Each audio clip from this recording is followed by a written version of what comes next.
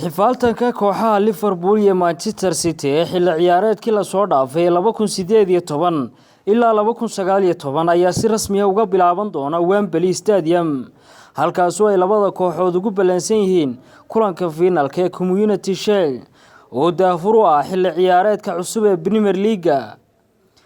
Jurgen Klopp iyo Pep Guardiola oo ayaa ah labada tababare ee labadani kooxood oo si la yaab leh u soo tartamay xilli ciyaareedkii la soo dhaafay ayaa Wembley Stadium isku geli doona iyagoo raadinaya inay qaab ciyaareed fiican ku bilowdaan xilli ciyaareedka cusub ee 2019 ilaa 2020.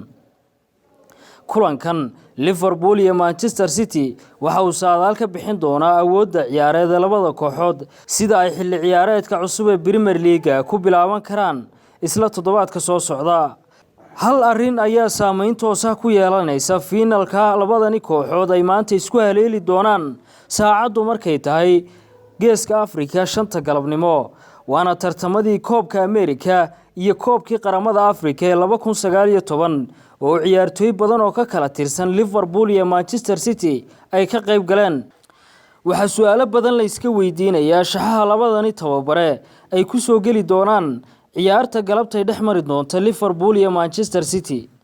aragtidaada halka hoose ayaad noogu reebi kartaa saadaalinta ciyaarta.